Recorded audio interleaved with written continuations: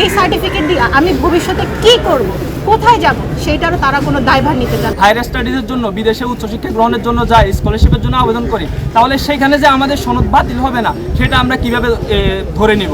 এই সার্টিফিকেট দিয়ে আমি ভবিষ্যতে কি করব, কোথায় যাব, সেটারও তারা কোনো দায়ভার নিতে চাচ্ছে না। এর থেকে বড় সমস্যার সম্মুখীন আমার মনে হয় না যে 21-22-এর কোনো শিক্ষার্থী এটা সম্মুখীন হতে পারে।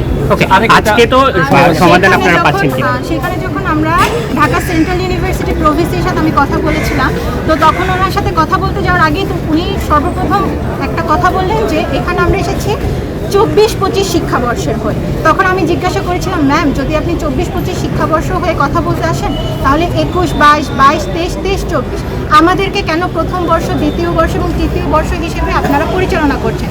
তখন তিনি আমাদেরকে সরাসরি স্পষ্ট জবাব দেয় যে সেটা পরে দেখা যাবে।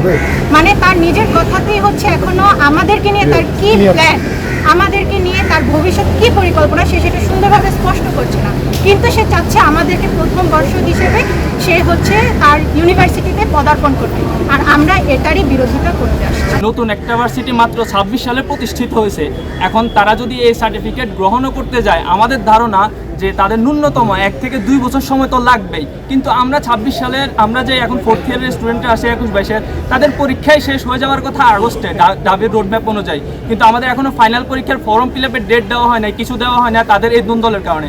এখন আমাদের এই পরীক্ষায় শেষ হবে সর্বোচ্চ না হলে 2027 সালের প্রথমের দিকে। তখন আমরা যদি ইন্টারন্যাশনালি কোনো একটা স্টুডেন্ট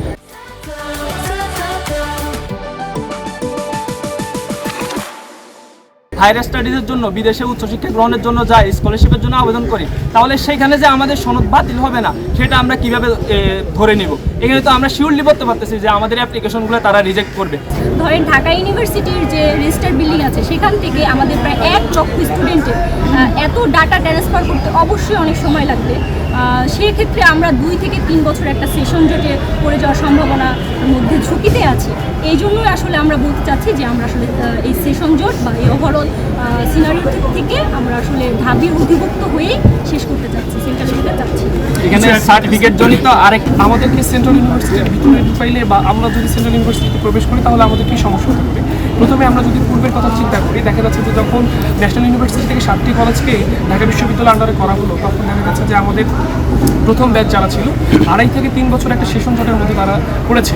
এখন যেখানে ঢাকা বিশ্ববিদ্যালয়ের মতো শতবর্ষী একটা প্রতিষ্ঠানের কাঠামোগত থেকে শুরু করে তাদের পরীক্ষা নিয়ন্ত্রক থেকে শুরু সব কিছুই ছিল, সেই প্রতিষ্ঠানে যদি 2.5 বছর সময় লাগে, সেইখানে সেন্ট্রাল ইউনিভার্সিটি যার কোনো ঘর নাই, ভিসি সাহেব নিজে বলছেন যে আমার ভাঙা ঘর, তার কোনো নির্দিষ্ট একটা ক্যাম্পাস নাই, কাঠামো নাই, পরীক্ষা নিয়ন্ত্রক নাই, একটা আমাদের পরীক্ষা নিয়ন্ত্রণের যে আমাদেরকে চিঠি দিয়ে থাকে তার কোনো ব্যবস্থা নাই, সেইখানে আমাদেরকে কিভাবে তারা যুক্ত করে, এটা কি আসলেই যৌক্তিক না অযৌক্তিক? এটা আমার মনে হয় যে বিচক্ষণ সমাজ এটা অবশ্যই সবাই এ বিষয়ে সতর্ক এবং সবাই এ বিষয়ে একমত যে